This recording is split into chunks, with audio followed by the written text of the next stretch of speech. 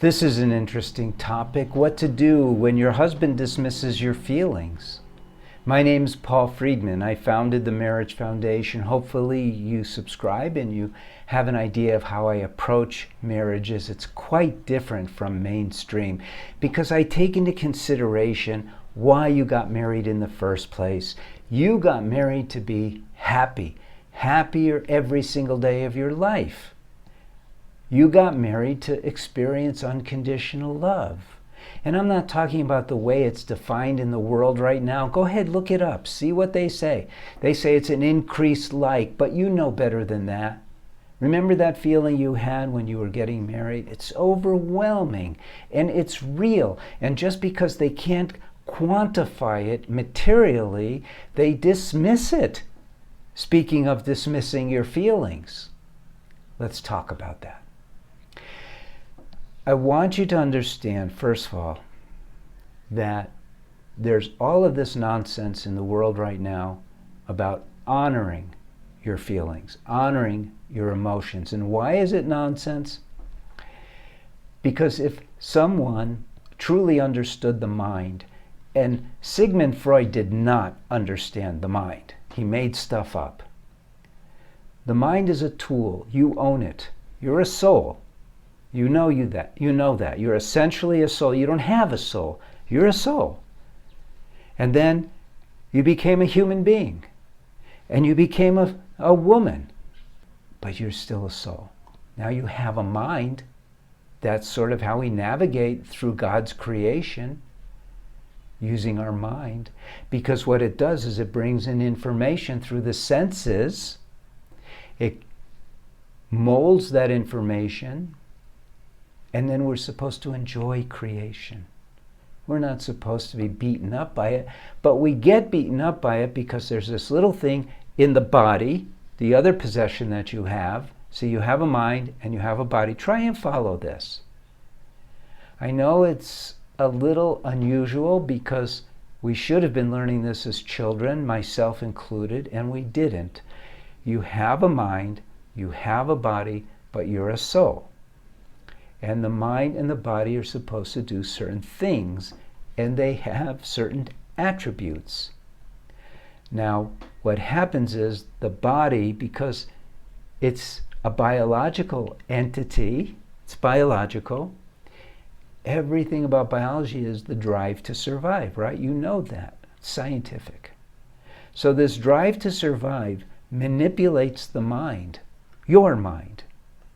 And we were never taught that we're supposed to control our mind. And so our mind is controlling us.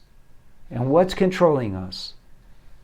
Our emotions, our feelings, our habits, our instinctive drive to self-protect. And it's loaded. There's a lot of things to this. There's a lot going on. But basically, just to keep this video under 2 hours, if you honor your emotions and your feelings, and then on top of that expect your husband to honor them as well, you are stealing from yourself the true feeling which you got married for, which is love. Let me say that again. You got married in order to experience marital love, also known as unconditional love. But because of the temptation to get into the mind's desires, which are pushed by the body's needs, we lose sight of why we got married. And then our expectations become crazy. They're not useful. How do you solve this? What do you do? Well, it's a step-by-step thing. And we have courses here. I'm not selling you a course. I'm telling you should take it. I'm not selling it. I'm telling you should take it. It's totally risk-free. You sign up. For 3 days, you're not even billed. Yes, we have to gather your information, but you're not billed. During those 3 days, you go, whoa, this is not for me. Cancel it on your own. We won't even notice. After that, it rolls into a 90-day guarantee.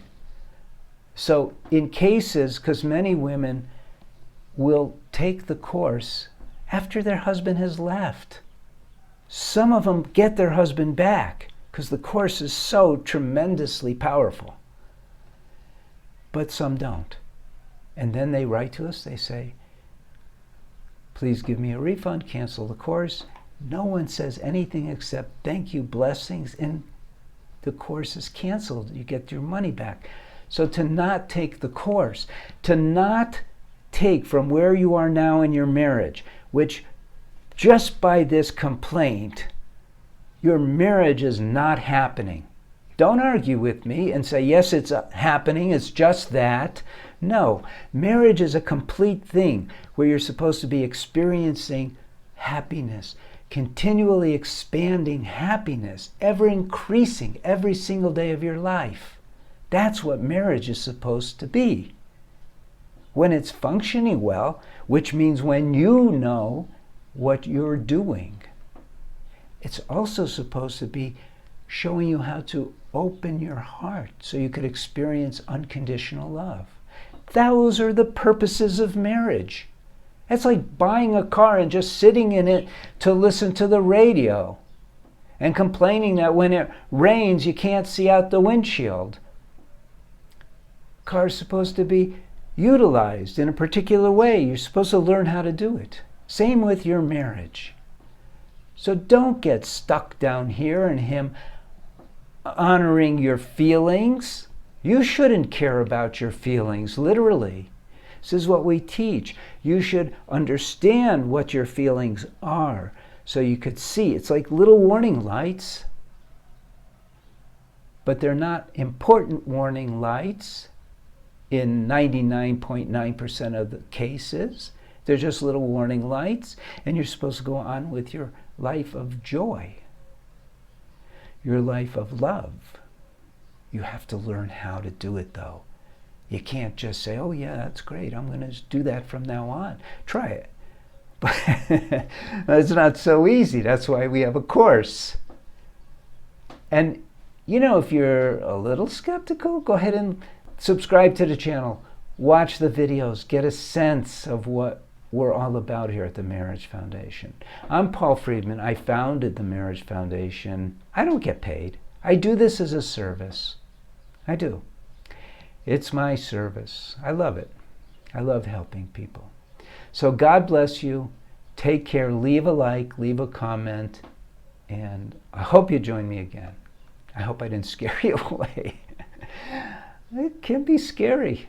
Love is scary for some people. God bless. Take care.